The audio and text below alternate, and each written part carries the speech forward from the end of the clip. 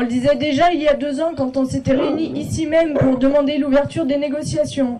L'Isère est l'un des derniers départements pastoraux à n'avoir aucun accord qui encadre le métier de gardien de troupeau. C'est malheureusement toujours vrai aujourd'hui.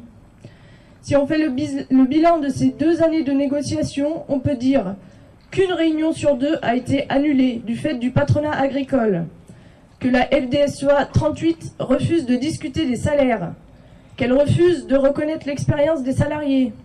Bref, que les conditions de travail des gardiens de troupeaux sont toujours aussi lamentables. Parmi nos revendications pour améliorer le métier de berger, le remboursement de l'équipement des salariés est la seule qui ait pu aboutir à des discussions concrètes avec les éleveurs. En avril dernier, les éleveurs semblaient enfin avoir fait un pas en avant en nous proposant une prime d'équipement conséquente qui rembourserait les frais d'équipement des bergers. On parle d'équipements de travail et de sécurité sans lesquels l'exercice du métier est impossible. Aujourd'hui, ces équipements sont entièrement à la charge des salariés et tous les bergers s'accordent pour dire qu'ils déboursent en moyenne 1 000 € par saison. On doit payer pour aller travailler en sécurité et quand on ne peut pas payer, on se met en danger avec du matériel au rabais. Depuis le mois d'avril, donc, la balle est dans leur camp et on attend leur proposition de rédaction de l'accord pour une prime d'équipement de 250 € mensuels. Mais au lieu de revenir en égo avec une rédaction, nous recevons à l'automne un courrier qui propose, notez les guillemets, de changer le périmètre des négociations. La FNSEA veut désormais que l'on négocie non plus à l'échelle départementale, mais à l'échelle régionale.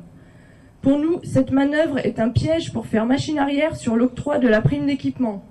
Nous avons refusé catégoriquement la régionalisation. Et depuis, la FNSEA 38 estime que les négociations départementales sont terminées. Notons donc que la proposition n'en était pas une et que la FNSEA nous fait du chantage. Pourquoi on s'oppose à la régionalisation des négociations ? Tout d'abord parce que la proposition arrive pile au moment où nous allions gagner un acquis conséquent pour les gardiens de troupeaux. Changer le périmètre des négociations, ce serait remettre à plat 2 années de discussion en Isère et repartir à zéro au sujet de la prime d'équipement. Pour nous, c'est hors de question d'accepter sans broncher une telle marche arrière.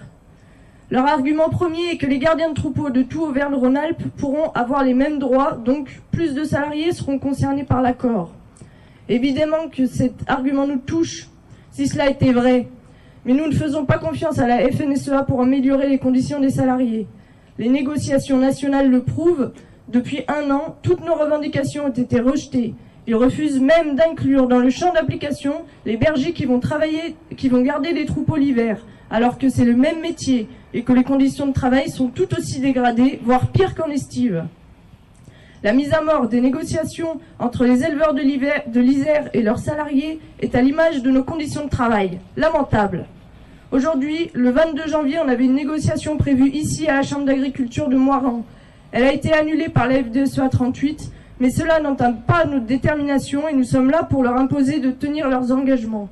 Nous demandons donc la reprise des négociations gardiens de troupeaux en Isère sur la base de la prime d'équipement de 250 € par mois. Les éleveurs doivent payer. Bravo!